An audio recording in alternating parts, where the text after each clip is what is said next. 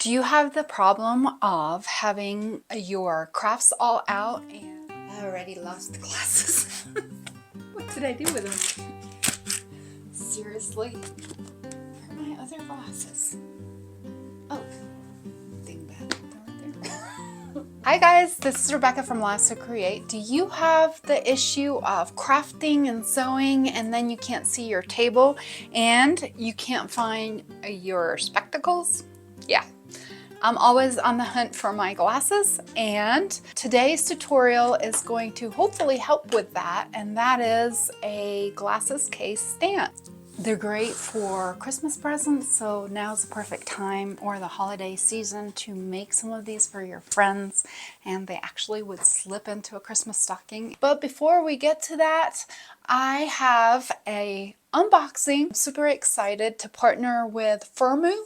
Firmoo is a company that provides inexpensive and affordable glasses that are stylish, not only for the younger folks, but also for our our aging eyes. Now, I don't know about you, but once I hit 40, my eyesight just, that was the hardest thing I think about getting older, is not having the sharp eyesight that I did beforehand. And so enter the difficulty of finding glasses that don't slide off your nose, that don't pinch your nose, switching back and forth between reading glasses and maybe distance, that kind of thing. So in today's tutorial, we're going to be making this lovely little holder, and the idea came from my work. I work at a hospital, and I saw one of the patients that had one of these little stands next to their bed because obviously they don't have a whole lot of room, and this is a great way to go vertical for space. But I was thinking also in our sewing rooms, it can get so messy that we can't find our glasses sometimes. So, but before we get to that, I'm going to do this unboxing from Firmoo.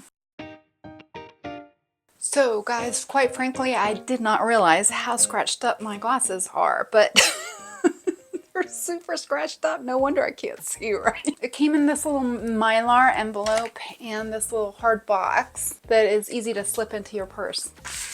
And on the inside, it has a little card, and then it has information on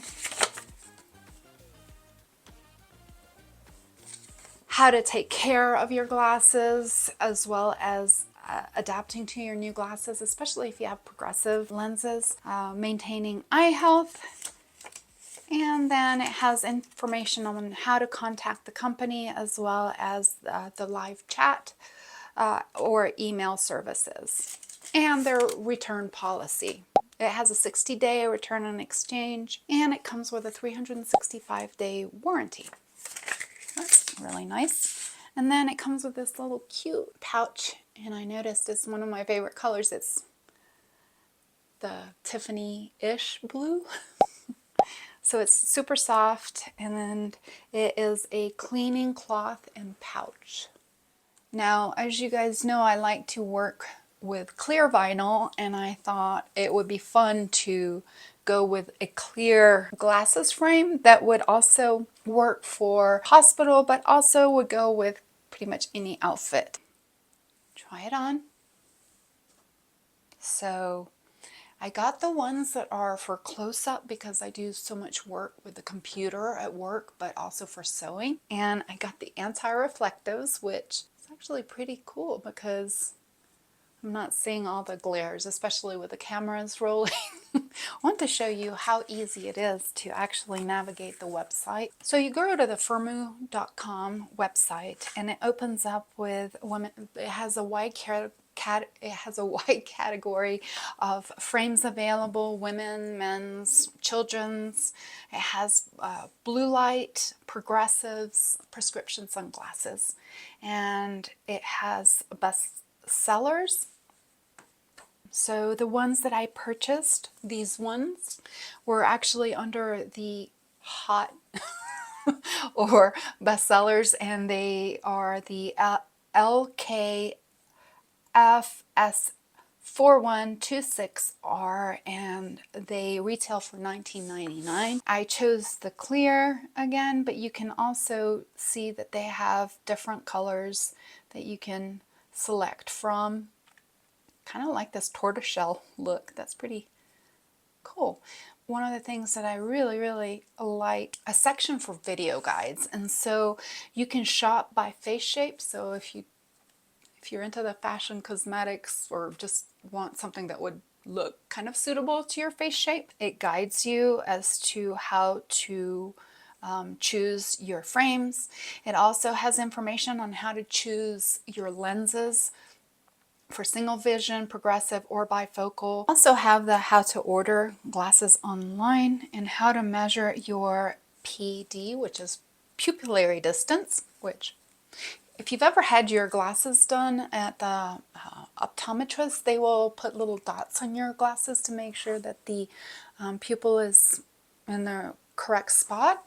So the order process is pretty straightforward as far as being able to do it in the convenience of your own home. You can try different styles, and if you're not satisfied, you can always reach out to the company.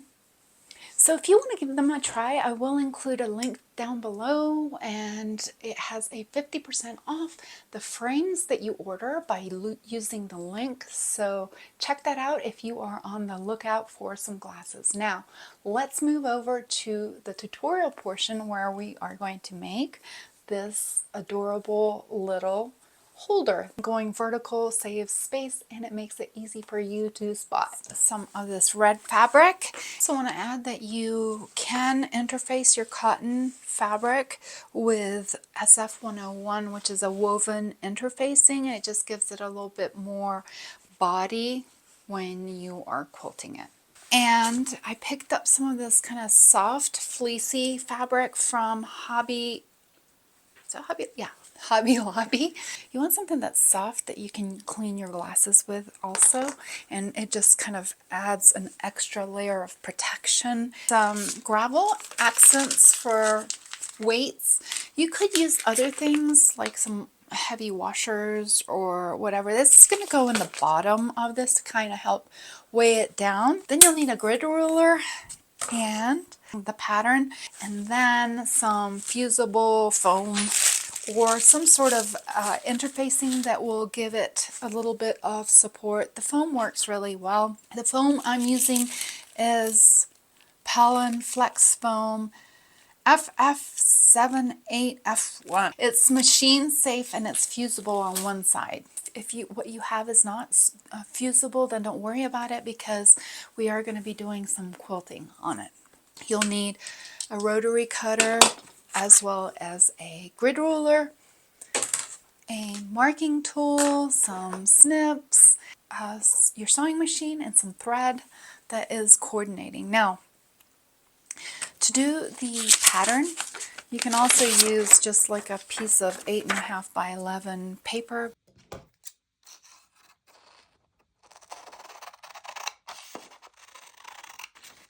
So I find it easiest to just fuse the SF101 to a larger piece of fabric and then cut it out. Okay, so then you can use your pattern and your grid ruler to help you cut the pieces out.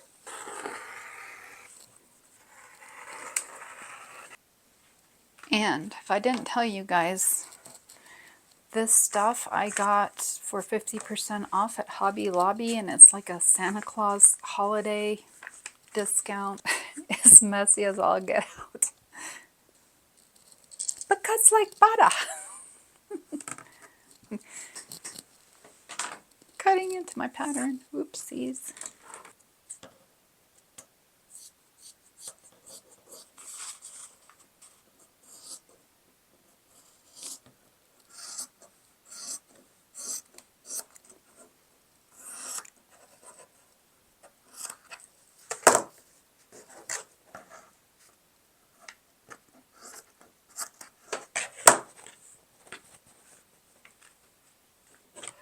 You can use a microfiber that's not quite as messy. That's what I did on this one. But I want to give this a try. So one more. And it looks like it snowed in here. So next I'm cutting out two 8.5-inch squares of the foam. Here's a tip, guys. Use your big rotary cutter that is deeper for when you're cutting foam. It'll make it easier on you. So a couple of options here. You can affix it to this by pressing it. If you are using if you're using the non-fusible foam, then you can just use some basting spray, or you could use safety pins. So next it's time to quilt it, and you can decide what kind of quilting you want to do. I did a cross hatching on this, and you definitely don't want to cut it down until after you've done that because it's going to shrink up. You can use a walking foot on your sewing machine. You could do free motion, so whatever you like. So I'm going to get it ready for the cross hatching. So I'm just going to pick the 2 corner points, and you want to just grab a marking tool that will show up on your fabric. And then I'm doing 1-inch increments. Also use your friction pen. If you have a friction pen, that'll show up. And then you'll repeat it in this direction to get the cross hatching effect. So I'm using a 3mm stitch length.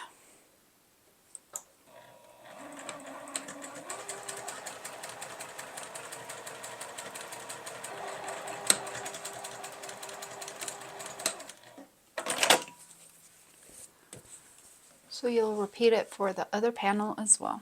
Trim it off. So next you put them right sides together and you're going to clip it.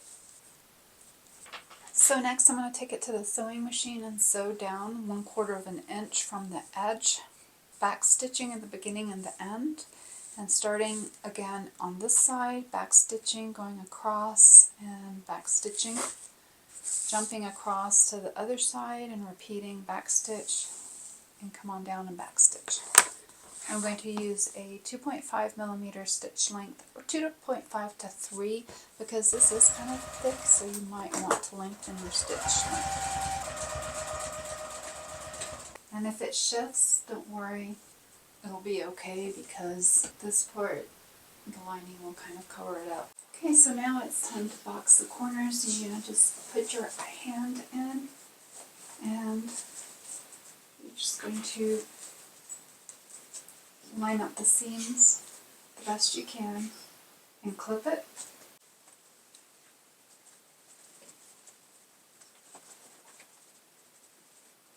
Okay, so I'm going to sew. Yes, squish it down. And you're going to go for a straight line, and you want to make sure you're catching both. So this kind of shifted. I'm going to sew it at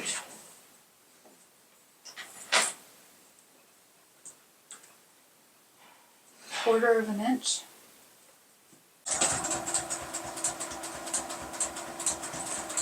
Yeah, that was a generous 1/4 inch.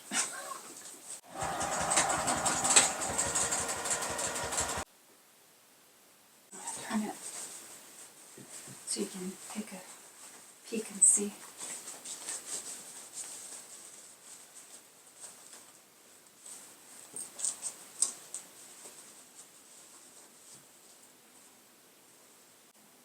So that's what you have so far. So I'm going to turn it wrong sides out, and you'll see it's pretty wide.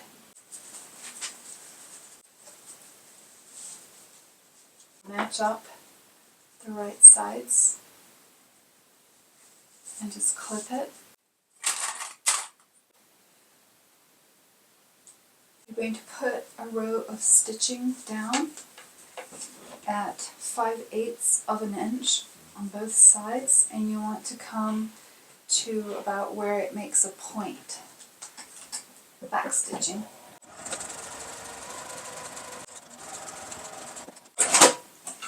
And repeat for the other side.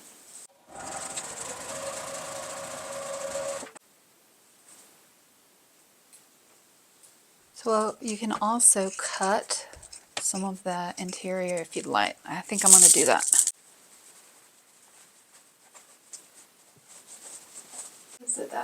interesting shape like a vase. Okay, so next it's time to work on the lining the same way. With right sides together of your lining, you're going to repeat the process and sew down at 1/4 inch. I'm going to have to clean my sewing machine after this. I have a good video if you guys need one on how to clean your Juki. I'll link it. And just check to make sure that you have, see, this one didn't catch, so I'm going to go in and fix that. It's hard to see this fluffy stuff. So leave the bottom part of it open so that you can turn it. Take in the other sides. So again, 5/8 of an inch. Repeat for the other side. And you can trim it down. Do it somewhere over a trash can, preferably. You'll want to take your lining. You have the right side on the inside, so you're going to take the right side of the fabric and you're going to plop it inside so that the right sides are facing each other. Okay, so then I'm going to stitch all the way around, and again, if this isn't exactly straight, you could trim it so that you have a flatter seam to sew with.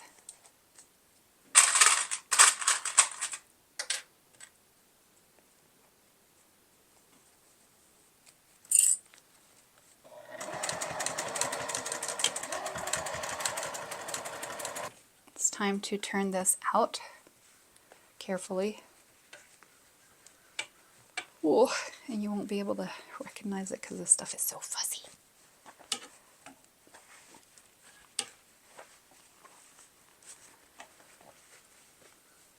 There we go. Now you can drop your beads, your, what are they? Fish tank gravel in the hole.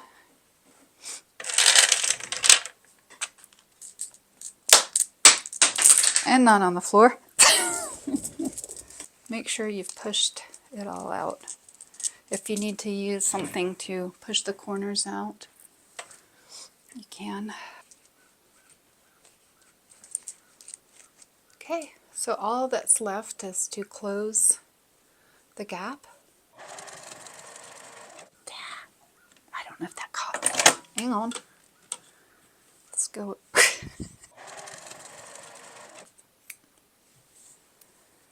Alright, this would make a cute Christmas present, wouldn't it? Okay, down it goes. Oh, at least that stuff's coming off. Okay, so here are the little stands, the holder. I made this one with the fuzzy stuff, like the Santa Claus stuff, and then this one was with a microfiber.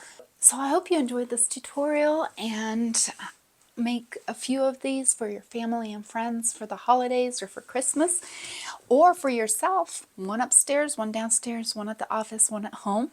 If you are interested in finding some new inexpensive glasses, I'm really pleased with the results of these glasses from Firmoo. I'll link the discount code down below, along with the information on what kind of glasses these are. Okay, so guys, don't be a Beck. That's what I call myself when I'm being silly. Before you start the process of measuring and getting ready to order your Firmoo glasses, you want to make sure that you print the printables that are available online, and this is to calculate your pupillary distance. If you've ever been to the ophthalmologist or the optometrist, you know that they mark on the glasses your pupils, kind of like with a Sharpie, to calculate the distance. This does the same thing. There's a measuring tool on here, and the pupillary distance, you can either have a friend help you, or you can use a mirror and look in the mirror and do the pupillary distance. So that would be my first recommendation, is to do that. I did it, but I measured it with a different measuring tape. I still got good results as far as where my vision was with the glasses. And then the other thing you want to make sure you do is, I think I got these dirty. The other thing you want to make sure you do is grab your old glasses and measure them. So there is a video outlining exactly how to measure it, and you can measure the frame size as well as the earpiece and across the lenses. And basically what this does is makes sure that the glasses that you're picking out are something that you like. So I didn't do that. I mean, I like the glasses, but I picked something from the bestseller, which is okay, but I think that they're somewhat big for my face, but maybe I'm just being vain. But I did not look through the entire website to see that they actually have a tool where you can actually measure your old glasses if you're satisfied with them, and that way you can see if you are getting a frame that is suitable for you. So those are 2 tips I would definitely do. So if you enjoyed the storage solution tutorial, be sure to check out my other storage solutions. I will be sure to link them right up above. Until next time, happy sewing!